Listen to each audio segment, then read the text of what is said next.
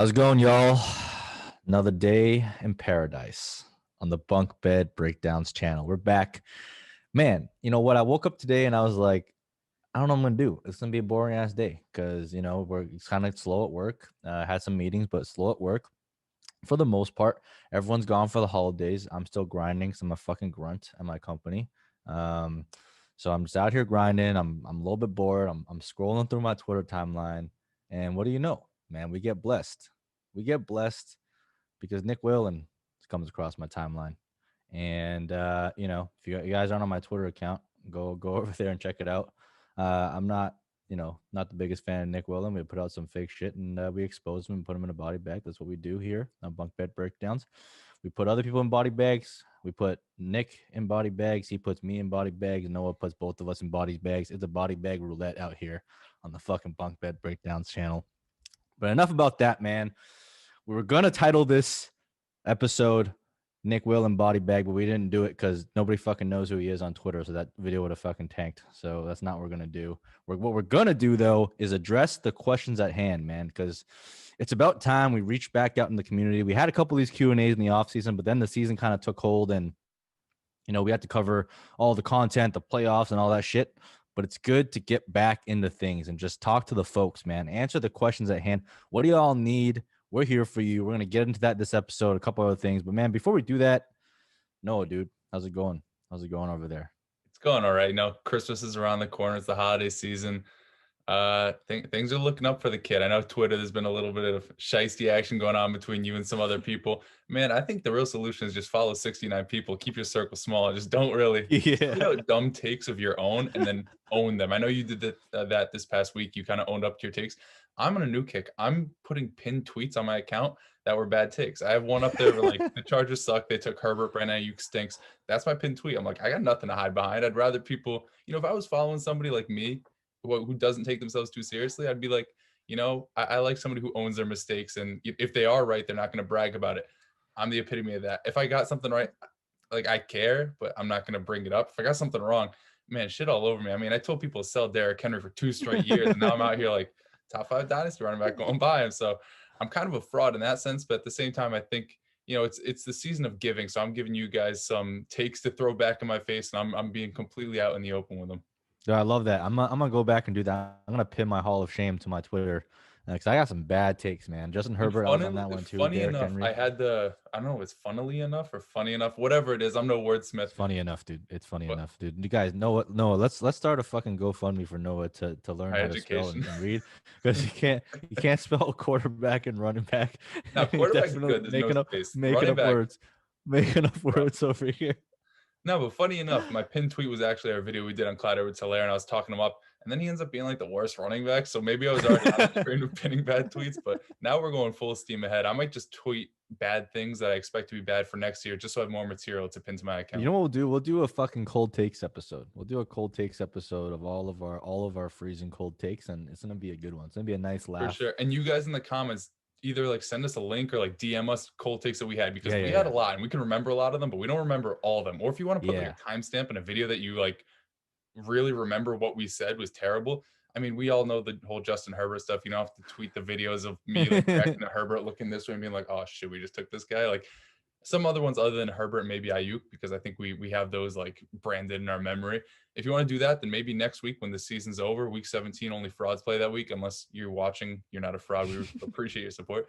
If that's the case, we might just do a cold takes nomination show and then have you guys vote in the comments, and we'll see who prevails in the hall of worst takes. Yeah, it's gonna be a funny one. So make sure you guys tune in for that. But man, before we get started, no, what time is it? What time is it, dude? I think it's time to hit the intro. Hit it.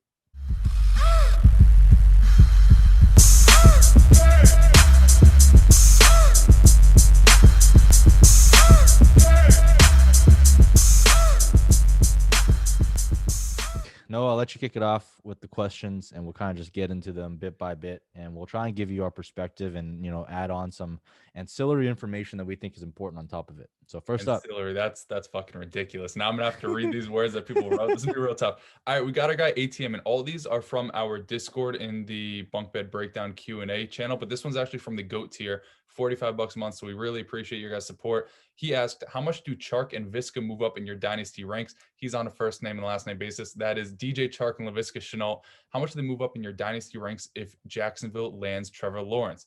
They have an inside track on the number 1 pick now. And we're not going to cover just those two guys. I think as a whole, we should cover what's going to happen in Jacksonville with this move, because obviously Justin Fields is a great quarterback. And we thought him going there is a huge bump up over whatever frauds that they have in Jacksonville, whether it's Jake Luton, who I forgot was actually a starter this year. I was like looking to this question. I'm like, I know they had 3 guys.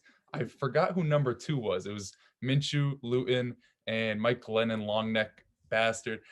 They all kind of, I like Minshew, but he's no competition when it comes to Justin Fields. So I thought that was going to help him out. But we know what Trevor Lawrence is. Trevor Lawrence, as you have touted, as many people have touted, he's like the best quarterback prospect since like Andrew Luck. And it seems like every year somebody will say that, but he's legitimately been heralded that for, it seems like half a decade now. Ever since he was in high school all the way up until now, it seems like he was supposed to be the next big thing.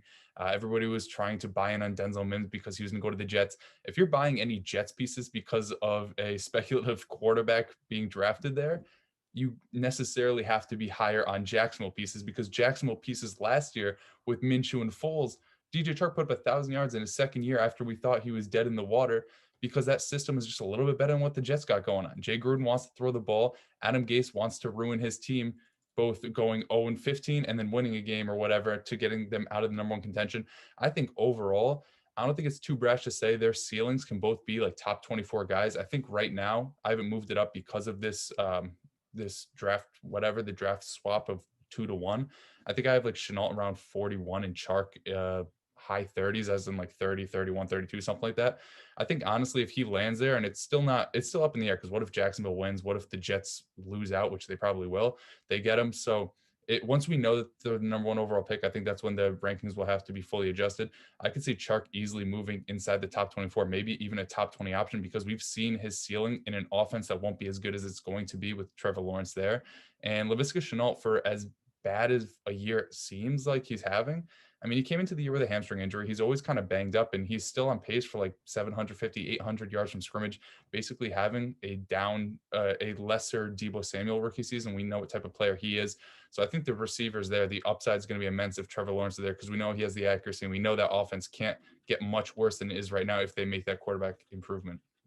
yeah, it's going to be, man, it's going to be a beautiful sight, I think. It really upgrades everyone. But I mean, I was already upgrading everyone because I was assuming Justin Fields is going there. So it's not, I don't really think I'm moving like DJ Chark like too much up my rankings, or like Laviska Shenault too much up my rankings. I was already assuming Justin Fields is going to go there. And I like Justin Fields as a prospect. He's not as good as Trevor Lawrence, but for fantasy wise, he could be. I know there's like people have been kind of voicing the concerns recently over like Justin Fields and, potentially Zach Wilson going ahead of them. Like, maybe that happens, right? Like Mitch Trubisky got drafted ahead of fucking Patrick Mahomes and Deshaun Watson. Deshaun Watson being the glaringly obvious one to me.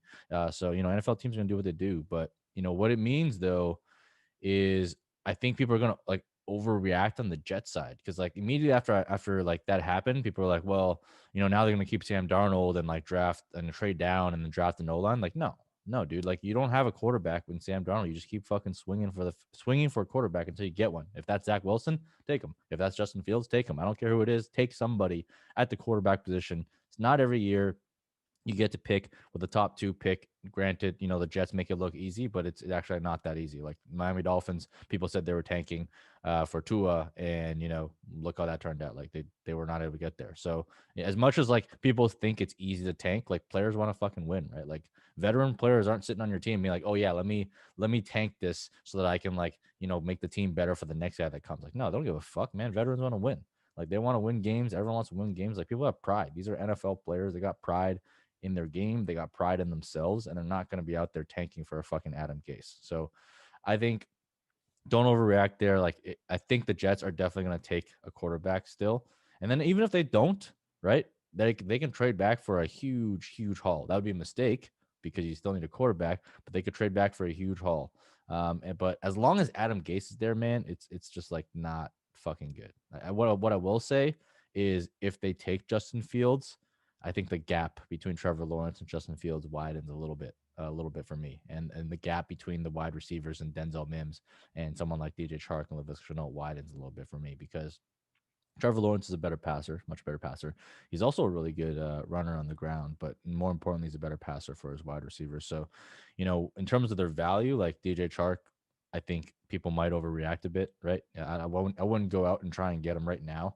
I would still wait until the rookie draft, and a day before the draft, you're on the clock or whatever it is. I bet money you could flip like a mid to late first for DJ Chark. I think somebody Probably. you can go out and buy and should go out and buy though, and it's our favorite boy, James Robinson. I know people are still concerned he's an undrafted free agent. If you wipe that away, something that happened like 9 months ago, if you wipe away the draft capital, you just look at the resume, the size, the usage, the production. Honestly, he's had a better rookie season than every other rookie running back in this class, whether it's DeAndre Swift, J.K. Dobbins, Jonathan Taylor's starting to come on, but he really doesn't rival his production. James Robinson is a top 5 running back on a team led by 3 different quarterbacks, no defense, and a mediocre offensive line.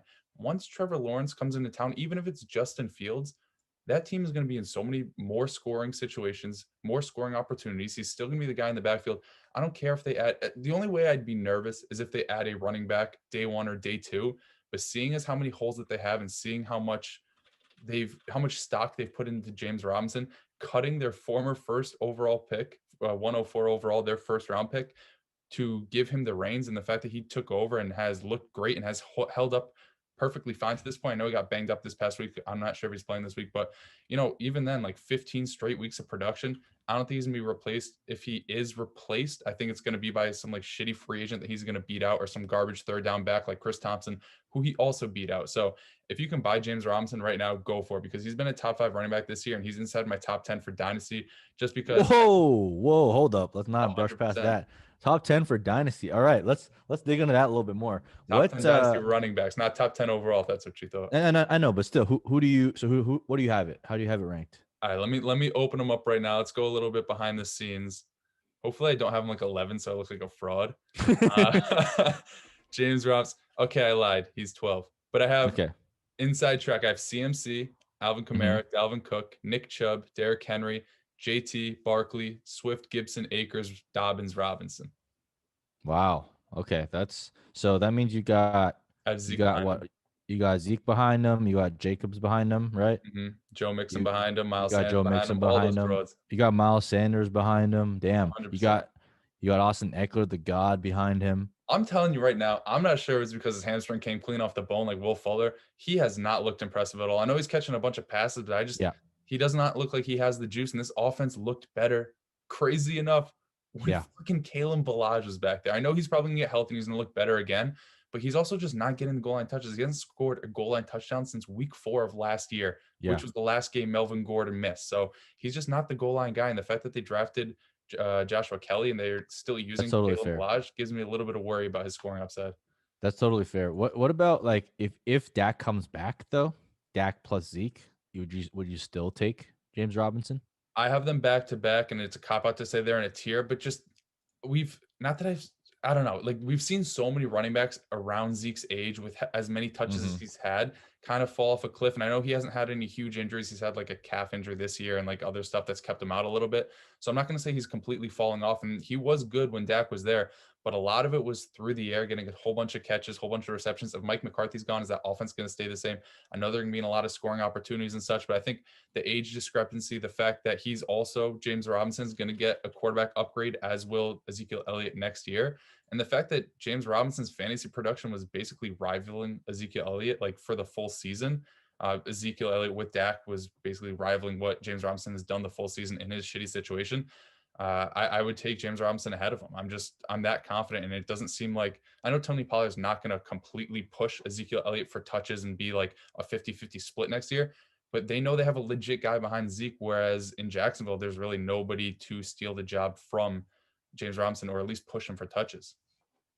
Got it. Yeah. I mean, look, that's totally fair. Like, James Robinson's a god. If they get through the next draft season, right, and they don't add like any top running backs and like call it the top first or second round, then James Robinson value is going to skyrocket, right? So if you're It's going to not make really that, that deep of a running back class. If it's not like Gainwell, Javante, Travis Etienne, or Najee Harris, I mean, who's really going to push him for touches? well, I mean, if draft capital comes, if they take someone in the second round, like I think they'll probably do it. But then again, they took AJ Dillon in the second round. The guy doesn't even fucking step on the field, so who knows? But yeah, we'll see. I mean, if it's not Najee, Etienne, Javante, I'm not that concerned. You know, if Kenneth Gainwell comes, I'll be a little bit concerned because he'll definitely eat into a lot of that receiving work, and he's actually a really good player.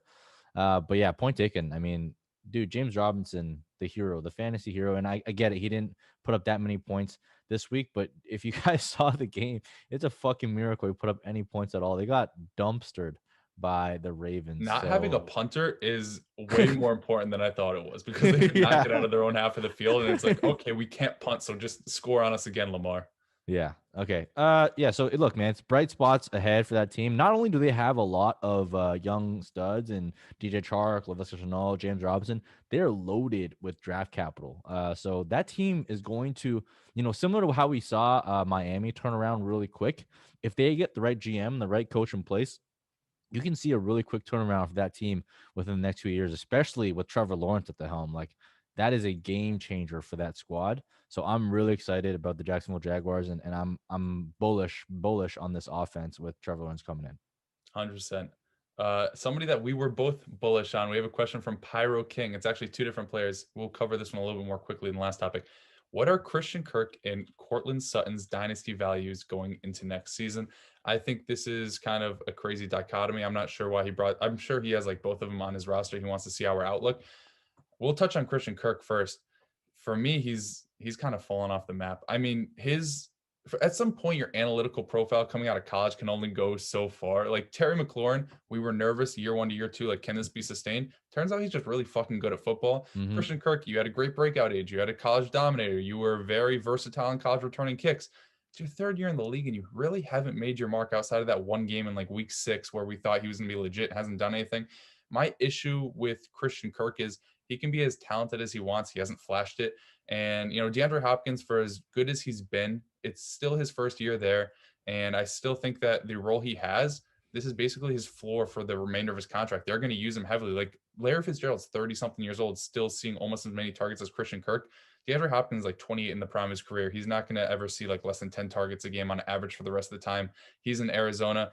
And the other issue I have with Christian Kirk, too, is like Kyler Murray really isn't, or at least at this point, hasn't shown to be extremely accurate. So even if he's seeing like 6-7 targets a game, with the types of targets that Christian Kirk is seeing down the field, like what are the chances that most of those are going to be catchable? And even if they are, we haven't seen Christian Kirk really turn that into production. And I tried to excuse away what he did early in his career because he played with Josh Rosen, he played with terrible quarterbacks and Sammy Sleeves.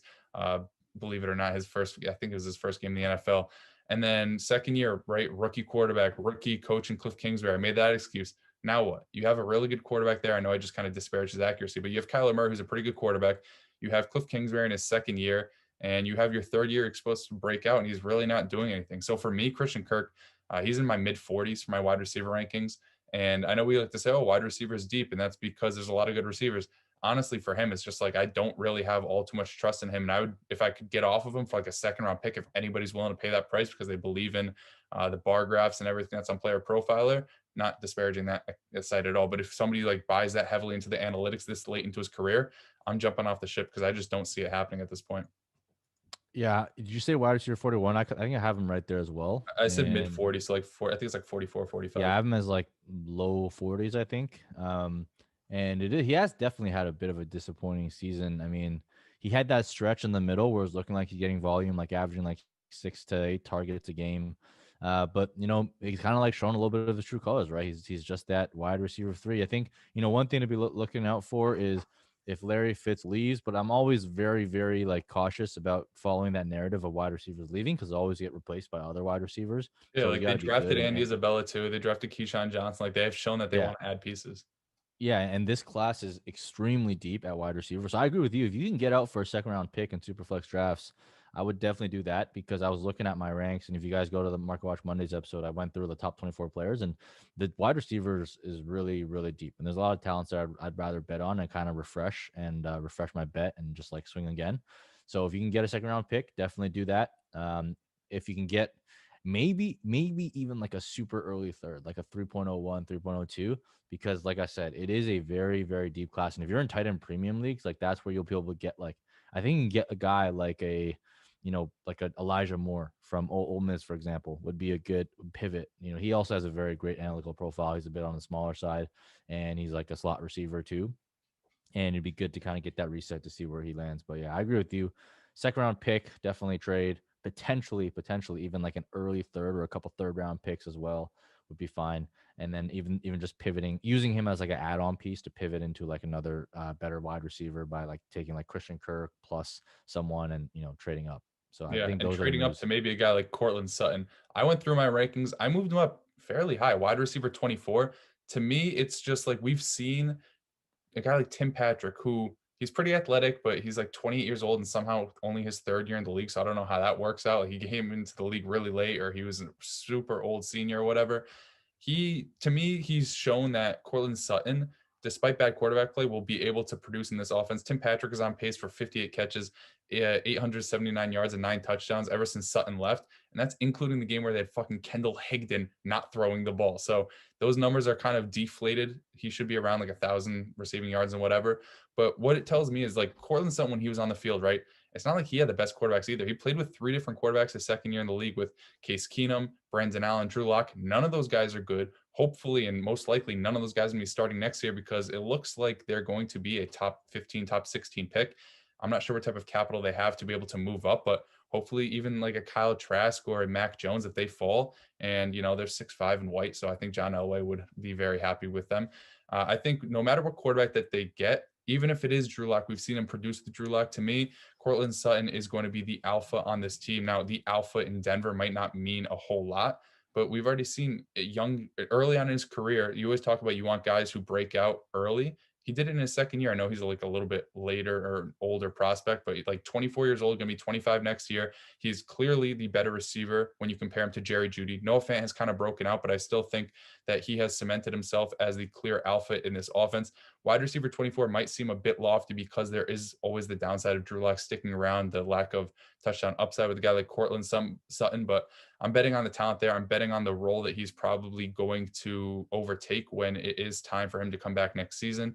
And I just think the production we saw in year 2 could easily be replicated going forward if there is any sort of improvement in the quarterback department in Denver. Yeah, I have a decent amount of Courtland Sutton. I was a big fan of him coming out of college. And I think, when he got hurt this year, I was trying to make moves to get him. I wasn't able to get him in too many spots. People were kind of just holding on because those were rebuilding teams. But I would absolutely give up a first for Courtland Sutton. I mean, he's kind of already proven that he can be that top guy, that number one wide receiver, and that's what he'll be in that Denver Broncos offense. I think Jerry Jeudy is a great compliment to him, but Courtland Sutton is going to be that dude, and Drew Lock is not the answer. I never thought that he was the answer. I mean, maybe he has like a miraculous turnaround, a la Josh Allen, but he Not gonna doesn't happen, have Mike. the legs that Josh Allen has either, and doesn't have the arm strength that Josh Allen has. I just don't really see it. I will say, like, you know, whether he leaves next year or the year after that, I'm not sure. But even if he is there, I think the guy that's going to eat is Courtland Sutton because he's the one that can win the contested jump ball. Jerry Judy is, I don't know. It You looks like can't he's win an scared. uncontested It looks not like he's jump ball. scared. He It just looks like drops he's everything. scared. Yeah, it looks like he's scared to catch a ball for the most part. He's a route god and all that stuff and can get open. I'm sure he can. He's a great, by all means, like a great player, right? But Courtland Sutton is that dude, and he's the one that I would rather have. In fact, if I could get Courtland Sutton for Jerry Judy, I would do that today. I would even add a little bit on Jerry Judy. So I would definitely add on top of Christian Kirk as well. But I think Courtland Sutton's a great buy. I actually got him for Raheem Mostert early on in the offseason when he got hurt. I remember And that. And you're like, damn, I give up Raheem Mostert. And then Mostert got hurt like 4 more times. You're like, okay, it's not too bad. yeah, exactly. So I think that was a big W for me. I really needed wide receivers, but if you can go out and acquire Courtland Sutton, it's gonna be tough to do it now, just because there's no gain for someone to trade him because if someone has him, they probably held him through the injury and they're probably a rebuilding team anyways, and he's still a very young wide receiver. So I think you would take the similar type of approach you should take with DJ Chark is when you're on the clock and people are looking at all these like Rashad Batemans and Rondale Moores and all these really stud wide receivers. You can flip one of those picks for Courtland Sutton plus, and I think that would be the move that I would do. Yeah, it seems like people get bored of players that I know he didn't like fall off because he got hurt, but like a Chris Godwin as well. Like he was the dynasty wide receiver one after last year, and he had a down season. It's like, are we really a fan of him anymore? I think Courtland Sutton kind of falls into that bucket. We forget how good he really was, and in the face of changing quarterback play, he was still productive throughout the entire season. So if you can go and buy him right now, I would definitely go out and do it. Now, Mike, this next question comes from our man OTAB. OTAB. If you take out the A, then that's like a message you'll get every 2 seconds in Dynasty. OTB, OTB. This guy's on the block. You can take him. I'm not sending offers. He asks, what is Joe Mixon's value in Dynasty? And Mike, I know you were a big fan of him, and I Yep. was a big fan as well. I'd like to hear your take on him because I think my take on Mixon might be a little bit different than consensus, might be different than yours as well. Yeah, I'd say he's had a very disappointing season. I mean, he got hurt. It was like there was a couple bright spots that kind of like keep luring you back in. Like he had some games with like good target volume. He had that monster game where Jacksonville, obviously. But even in other games, he was starting to see some of that target volume. And Joe Burrow got hurt. Then that entire offense took a shit. And then Joe Bernard, for whatever reason, like gets more work than Joe Mixon when Joe Mixon is gone. It's really a puzzling case. I still think he's worth the first though. Like I would definitely give up a 2021 first to get him, like a mid even like as soon as like some of those top running backs are gone, like the Najee Harris and Travis Etienne, depending on where they land, maybe even ahead of them, because like I'm like I guess I'm a sucker for talent because I think he is an extremely talented guy, and when he's given opportunity, he's kind of balled out a lot, and he's a running back one when it's all said and done, right? I mean, you guys actually offered me Joe Mixon. I think it was Well, Yannick. what He time offered. was the offer sent? Because it was any time past like 1 p.m. Eastern time, it was Yannick. Yeah, I think it was Yannick. He sent me an offer of Joe Mixon for James Robinson, and it was like the week before, like people thought that he would actually come back, and I was like, "No, I can't do that, man. Because I need a starter, and he might not come back." And turns out he didn't come back. But that one made me think, like James Robinson, Joe Mixon.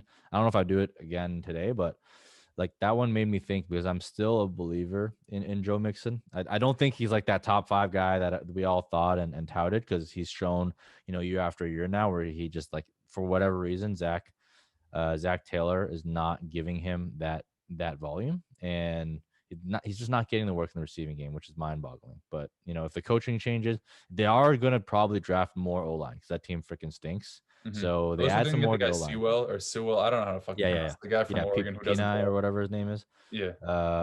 Yeah, I think like they're gonna boost that offensive line. I don't know where Gio's gonna be next year either, so that's a question mark. But I would give up a middling first round pick for Joe Mixon.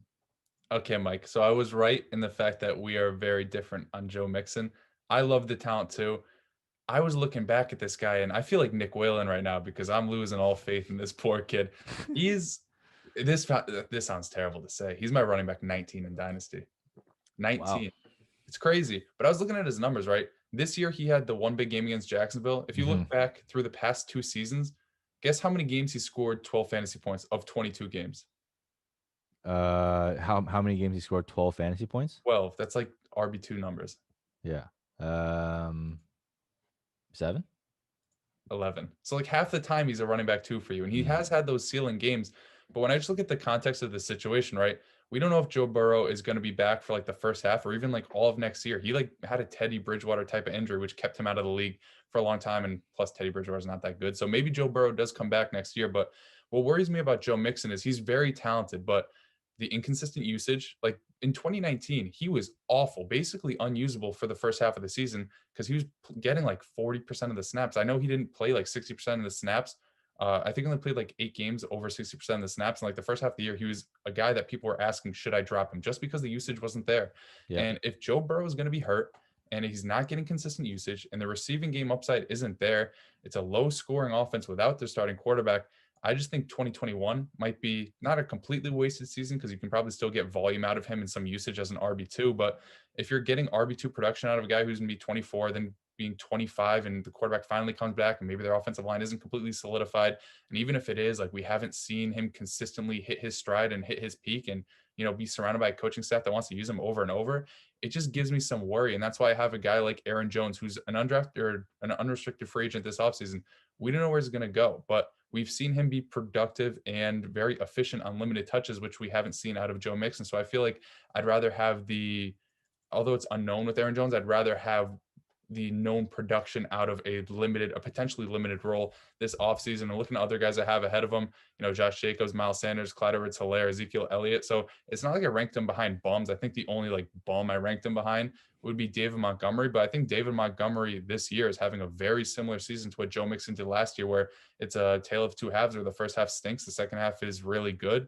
And I think that the situation in Chicago will be a little bit more fluid this year to next year than what's going to happen in Cincinnati, because I'm not sure if Trubisky's their guy, but if he's not their guy, that means that they're probably going to get a good quarterback, whereas Cincinnati's not going to really invest heavily in that position to fill it for half a season or full season. So I'm a little bit lower on Joe Mixon, but I'm not going to give him up for anything less than a first, because he still does carry that name value, and he still does carry the value of a workhorse running back, although his usage doesn't really suggest that all the time. But I agree with you, like Travis Etienne, Najee Harris, I definitely take ahead of him. And depending where Javonte Williams goes, I'd maybe take him ahead of Mixon in Dynasty too. So I think that was like a good blend of opinions, because you're a little bit higher than maybe some are, and I'm probably lower than a lot of people are. But We're actually very similar in terms of our ranks. I have him as RB18. So oh, really? yeah, so we're not that similar. It's not that dissimilar. I just meant like, I mean, I wouldn't give him for less than a mid-milling first, just because you can't buy that type of volume. Doesn't that sound terrible anywhere. though, saying like RB18? Because like Yeah. season long, like RB18 sounds awful. But like Yeah, but it's like, we had like literally like 5 running backs jump into like the top 15 in rookies, right? So it's like, you got J.K. Dobbins, DeAndre Swift, Jonathan Taylor, Clyde Edwards-Helaire, Antonio Gibson, James Robinson, like 6, right? You like friggin' 6 running backs jump in. So it sounds bad, but I like to put the young guys up earlier than later. So yep. And following that up, we have a guy asking about the 101. Dab K asks, he has 2 stud young QBs in the 101 Superflex.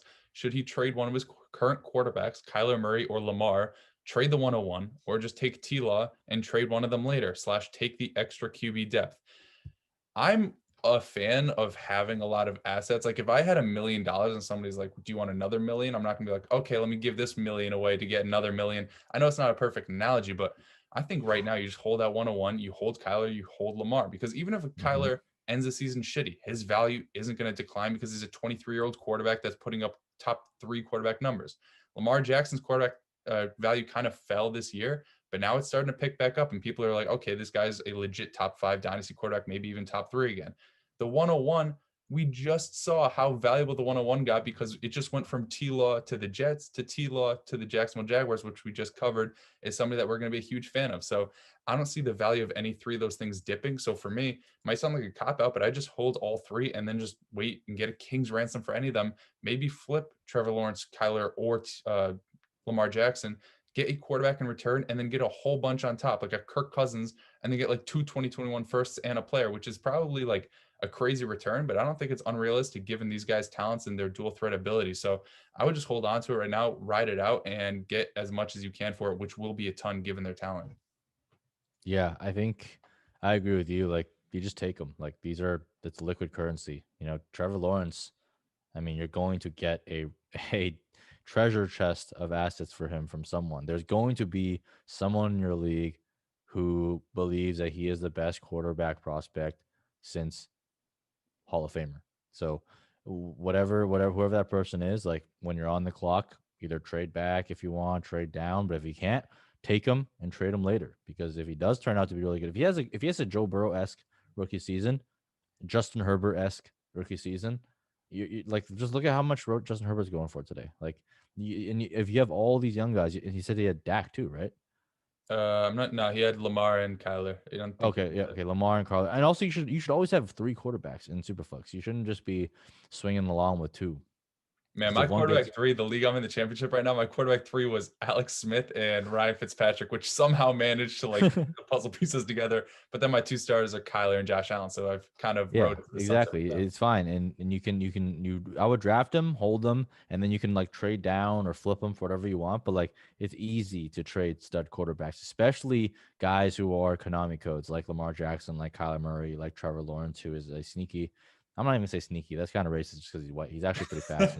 And he's just a good player. He's not sneaky. He's just a good running quarterback and a good throwing quarterback. There's nothing sneaky about it. He's on par with Justin Fields. They're both great dual threat quarterbacks. Trevor Lawrence just happens to have a better arm. So I would just absolutely take him. Do not pass on him, though, for like a Najee Harris, even though Najee Harris is a baller. Do not pass on him for Travis Etienne.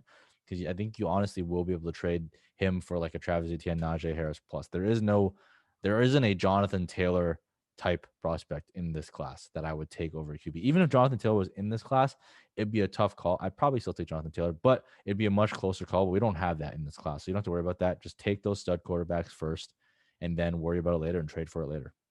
Yep. And another quarterback question. This one will be quick because I feel it's a pretty easy sentiment to get across. AND3H asks, and a two quarterback with a super flex, so possible three quarterbacks in the lineup. He has Teddy Two Gloves, Brady Tua, Fitzmagic, Josh Allen. Should I think about dropping Fitzmagic for someone like Jordan Love? I'll just say drop somebody who isn't a quarterback for Jordan Love. I know Ryan Fitzpatrick's time in the league might be done, but we also thought his time in the league was done like 18 years ago, and he's still somehow drawing starts. I would just say in a league where you can start three quarterbacks, you can never have enough potential starters. I'm surprised Jordan Love is on the wire. Sure, he's behind Aaron Rodgers, and sure, he might not be good at quarterback. But guess what? We just thought the same exact thing with Jalen Hurts. We thought he was never going to see the field because Carson Wentz was so good at football. Wrong. The guy fucking stinks. And now Jalen Hurts is a top 10 quarterback. Aaron Rodgers is having a complete bounce back season. He looks incredible. The guy's also 38 years old. We've seen a guy like Drew Brees and a guy like Tom Brady kind of fall off the map. And I'm not saying Aaron Rodgers is close to falling off the cliff as those guys were these past few seasons. But Jordan Love, like all it takes is one more injury to Aaron Rodgers. He slots in the starting quarterback. What if he shows out? What if he plays like Jalen Hurts does?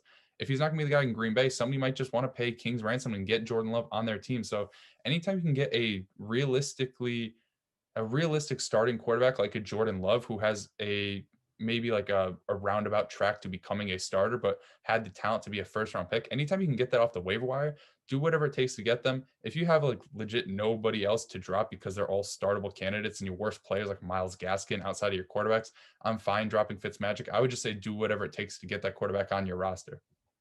Yeah, for sure. I agree with pretty much everything you just said. We have our last set of questions, all from the same guy, Albert R. Lee. I think we'll start with this one because it's pretty easy, and I know you're a big stan. He asks, should we be moving off of Tannehill after this season due to age if we were able to do so? Ryan Tannehill's 32 years old. I'm not sure if this guy thinks he's like 40, but Ryan Tannehill is very good. And it's not like he relies on his arm throwing it 95 yards down the field all the time. And even if he is, like we've seen Aaron Rodgers do it. But then again, like he's not relying on his arm all too much. He's like 15th, 16th in ADOT. He has guys that are young and can produce after the catch, whether it's Jonnu Smith, who's kind of fallen off the map, but like AJ Brown, Derrick Henry out of the backfield. Hopefully Corey Davis is back. And even if they don't bring him back, I think this offense has shown to be built around a very efficient play style, whether it's handing the ball off to Derrick Henry 25 times, basically bringing them into the red zone or the end zone almost every drive. I see no reason to get off the Tannehill train. Mike, please do not bring up the fact that I took Cam Newton over Ryan Tannehill in one of the trade deals. It was like week 2. I was all in on the Cam Newton hype. But yeah, to me, he's like an easy top 12, top 15 dynasty quarterback. I don't care about his age. He's a dual threat guy that has shown 2 years back to back to be a legit quarterback one. Yeah, the good thing about Ryan Tannehill is not only is he a good fantasy quarterback, he is a great real life NFL quarterback. If you look at his advanced metrics like EPA, completion percentage over expected, all these things, he has been the top of the league. In fact, last year he was number 1 when he took over. And this year, I remember this past offseason when we were talking about possible regression, we're like, okay, this offense might take a step back, but they'll throw more. Turns out they just maintain their success in the red zone. I know you talked about, they scored like 80% of the time they're in the red zone. Last year, 75% of the time they're in the red zone, they scored a touchdown. This year, 77%. They're the only team to go back-to-back over 70% in 2019 and 2020. This offense is ridiculous. Whatever Arthur Smith is doing there, give him a fucking pat on the back because this offense has continued to be very efficient, very successful, despite leaning on the run, which everybody on Twitter says is a bad thing to do. Turns out when you have Derrick Henry, that really does establish the run and allows you to find success in play action, which they've done for 2 straight years now. So sorry to cut you off, but I just had to expand on the point that Ryan Tannehill is extremely efficient. He's good in real life, and he basically has that job secured for 3 more seasons? yeah, I mean, that's the beauty of it. Like, you want to get guys who are really good in real life and really good in fantasy. And those guys usually cost you an arm and a leg. But Ryan Tannehill has been very affordable this offseason. He'll probably continue to be affordable. The fact that you're asking this question, like, you're not alone. Like, everyone will think this. Like, hey, he's getting older. He's falling off, whatever. But we just saw what Aaron Rodgers did at like age 36.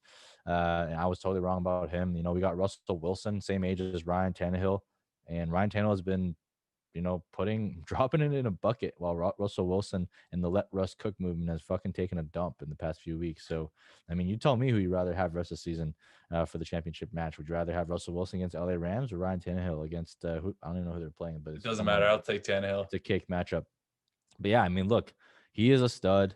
He signed for a long-term contract. He's been doing this without Taylor Lewan, who's going to be back next year and be a great addition back for that offense. I don't think you should be selling on Ryan Tannehill, selling high because he's old, because he's not. Like, quarterbacks have a longer shelf life, and the reason why you play quarterback and people want to go in all in the quarterback position early is because they can have him for 10 years. And the reason why I don't care about that is because I can get guys like Ryan Tannehill for the next 3 to 5 and just serve me just fine. So don't rush to sell Ryan Tannehill. I don't think you're going to get value from him.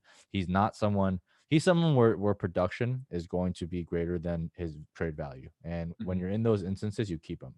And the only I guess caveat to that is if you're in like a deep rebuild and you got to like get rid of him, then yeah, for sure trade him. But don't look to sell him for a discount or sell high just because he's 32 years old. Yeah, and do you feel the same sentiments for Corey Davis, which is he also asks about, is he worth keeping or should we be selling after the offseason because they didn't pick up his fifth-year option? I think we covered this a few times in the recent weeks about him potentially going to like Green Bay, Houston, or wherever. I honestly think with how good he's looked in Tennessee this past season, I wouldn't be surprised if they re-sign him. I mean, that dynamic of having him, AJ Brown, Jonnu Smith, and Derrick Henry in the backfield, like having these physical guys that can block like a Corey Davis, like an AJ Brown can, as well as win after the catch. I see no reason to not shell out some good cash for him. If I'm not sure about the cap situation, but if they can afford to pay him, I see no reason to let him walk. And even if he does walk, I think what he's shown this year is he's not an elite receiver, but he's a rung below it, and he's on pace for like 1,200 yards, 7, 8 touchdowns. He's having the season that Devontae Parker had last year, and people were selling him off for like first round picks. If you can get a first round pick for Corey Davis, I'd probably do it. But if you can't get at least a high two, I would just hold on because I think his talent is certainly there. Although, it took a little bit for him to break out. You got to realize like Marcus Mariota wasn't doing anybody any favors in Tennessee. And by the time they got a good quarterback, AJ Brown kind of cemented himself as their guy. So I think what he's shown is he's definitely worth a high end rookie pick. And if you can't get that in return, I would just hold it out for Corey Davis because there aren't many situations where I could see his value falling off the map unless he goes to like the Jets.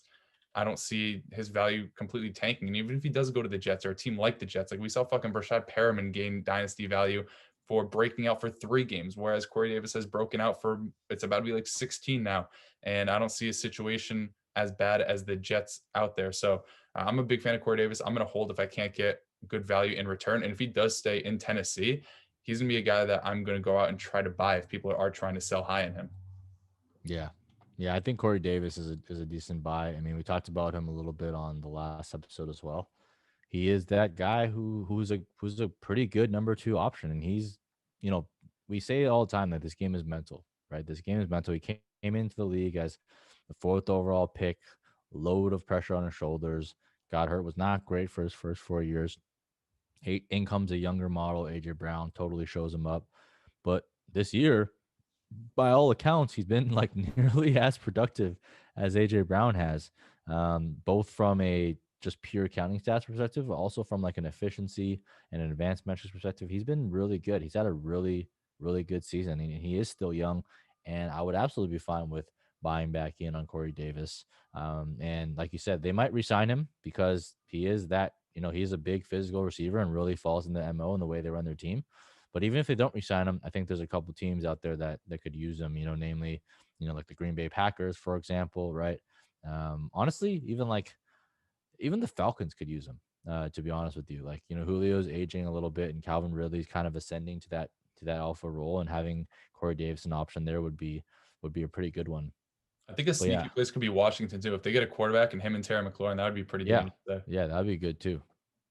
Yeah. How about David Montgomery, the man of the hour, the guy who has had this crazy second half breakout? He's like the RB1 over the past however many weeks. Is he somebody that you see as a must sell on Twitter? I think I saw you actually tweet at somebody like, well, it depends what you can get in return for David Montgomery. But where do you value him now after seeing what his ceiling is, although it's against like shitty defenses? Like, where do you value him amongst dynasty running backs, given his age and given his recent outburst?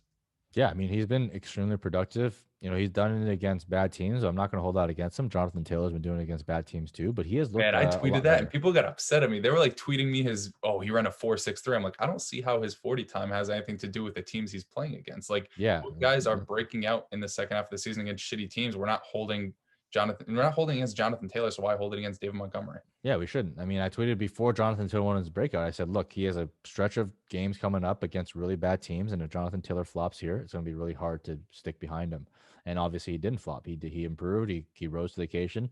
Not only did he do really well statistically, but he looked like a much better runner. Right? He built that confidence, and we always say like it's mental, dude. It's mental. You can't building confidence is actually it's unquantifiable, and I can't measure it, and I can't like prove it anyway. But I really feel like that has a big impact on these players that they know they can do it. It's like, hey, look, I'm doing it against real life NFL teams. And, maybe it's a bad matchup. Maybe it's an easy matchup. I don't give a fuck. Like, if you're doing it against NFL teams, you belong on the field. So I'm not going to discount David Montgomery because even when someone said that he was playing against bad teams, I still was very hesitant to go in on David Montgomery. I was still very concerned if he could actually do what he's doing here. And obviously, he's getting the volume. My one main concern is what happens when Tariq Cohen comes back.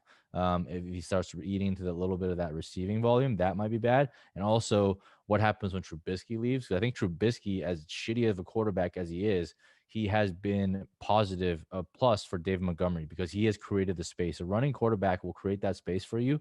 And no one needs more space than David Montgomery. Like he's great at breaking tackles, but he's never been able to do anything after it because he doesn't have the explosiveness and the athleticism to kind of do anything after it. But with Mitchell Trubisky there creating that space for him, I think he's been able to do a little bit more.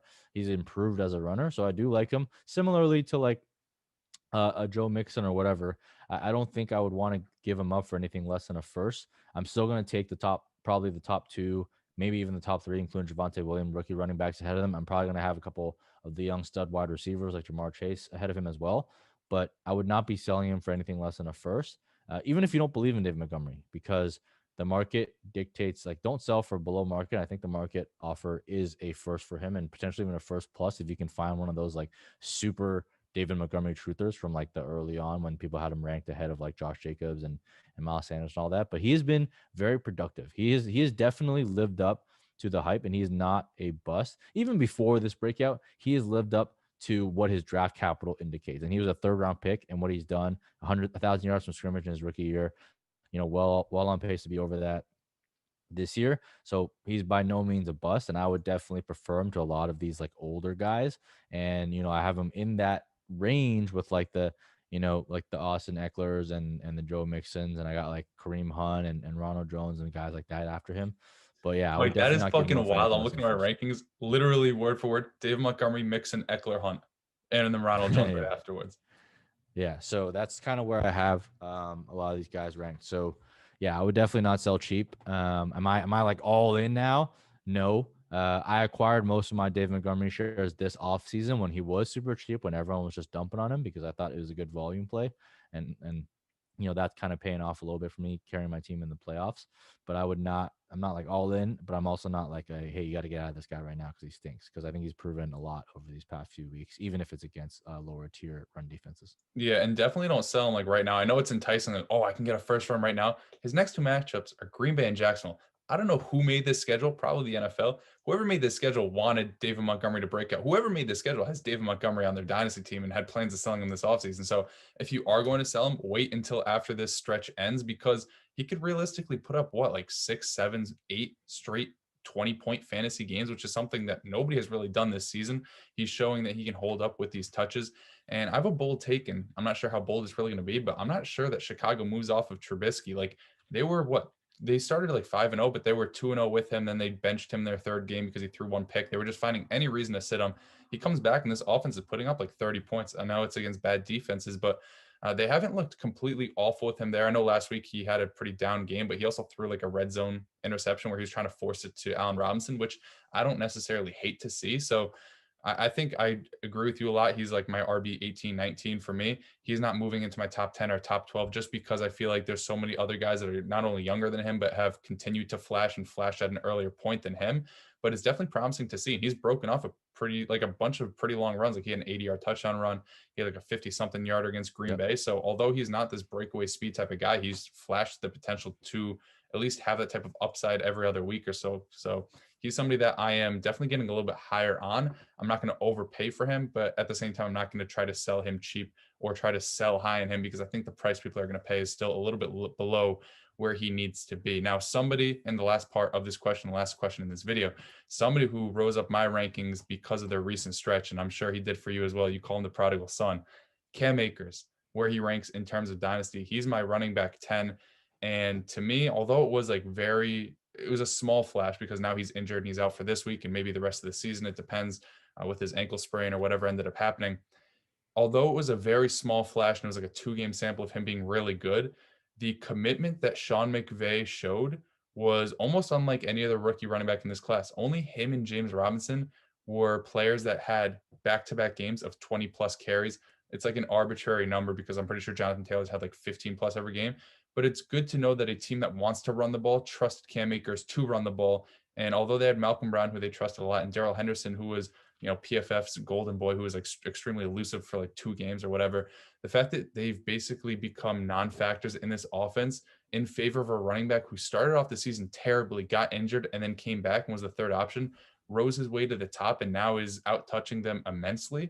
I think all that shows is an extreme amount of confidence in Cam Akers.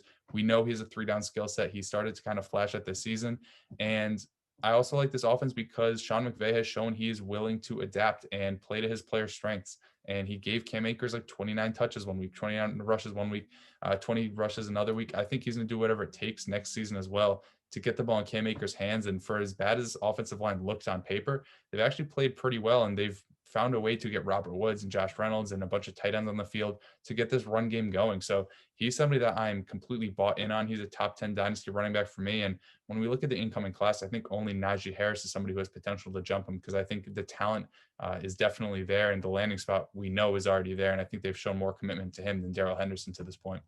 Yeah, I think I tweeted this out earlier, but Cam Akers' percentage of backfield carries, week 13 to week 15, 78%, 94%, 88%. If you look at his total opportunities, which is carries plus targets over the last 3 weeks, 69%, very nice, 75%, 82%. In that time, he's averaging 24 opportunities per game. Henderson and Brown are both at sub 3.5, and like it's basically their wash now. We predicted this. We said Cam Akers would take over that backfield because he is talented, but he's raw. So you have to wait a little bit longer than I would have liked, but he's definitely gotten there. And now he's hurt again, which kind of stinks, obviously. But it's kind of clear to me who the workhorse and who the guy is in that backfield. And Cam Akers, like that last game, the stats do not tell the whole story. He had a 20-yard touchdown run that got called back for holding, where he like broke a bunch of tackles. He had a 40-yard run where he broke like 3 or 4 tackles in the same run. Like that's what he does. Like he is a souped up version of David Montgomery because he has a lot of juice after he breaks a tackle, but he has that same tackle breaking ability. So I'm a big fan of Cam Akers. I tried to buy low on him this season when he was like having that down stretch. Nobody was biting. Unfortunately, I was trying to offer like seconds and like late first and like other types of like package deals for him, and just wasn't able to get him. Luckily, I drafted a bunch of them, so I have a shitload of Cam Akers, so that's a positive. But I think it's going to be really good. Malcolm Brown probably gone after the season, right? And Darrell Henderson, look, I mean, I'm sure he's a good football player, but he's just not that guy. And he can be that guy that give you a couple burst plays. He definitely deserves to be on the field with Cam Akers, but this is Cam Akers' world, man. We're all just fucking living in it from now on. Yeah, I actually made 2 trades for Cam Akers. One of them was for a rookie pick that turned into Cam Akers. I thought I lost the deal at the time. We'll get your live verdict, Mike.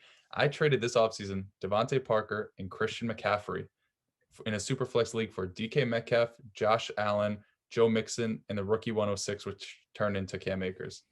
Yeah, love that. And then that's a haul.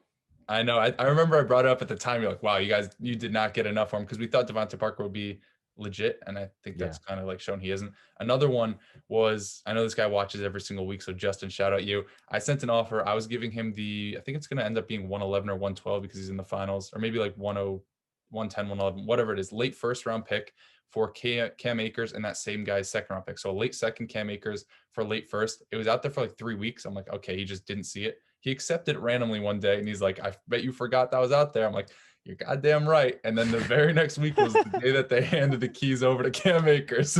So Now I'm living pretty. Shout out you, Justin. I'm really appreciative that you tried to finagle me and ended up coming right back at you. I know you're the commissioner of that league, so you can boot me whenever you want, and Nick Whalen would have very bad things to say about it. But I'm appreciative that you hit the accept button. And I think, it tells a story that you kind of have to not risk it, because Cam Akers hadn't really done anything up to that point. But if you really believe in the talent of a player and the draft capital is there and you see a path to touches, don't be afraid to maybe potentially lose a trade, but the value can potentially get out of it.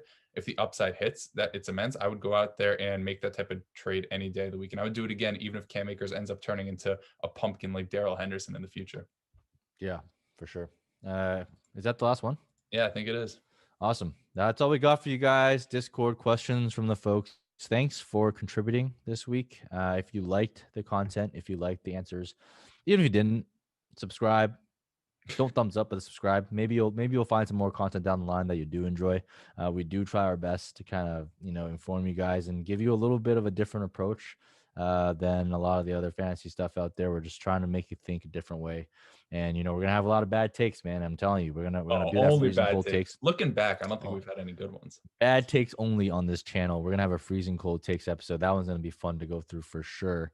But yeah, subscribe, like, follow Noah, follow me, follow Nick, follow the BDG squad, and engage with us on Twitter. You're gonna get a lot of content. You're gonna get me dumping on Nick Whalen. You're gonna get FB God dunking on himself. It's gonna be a good time. It's gonna be a good time. So that's all we got for you guys, man. Peace.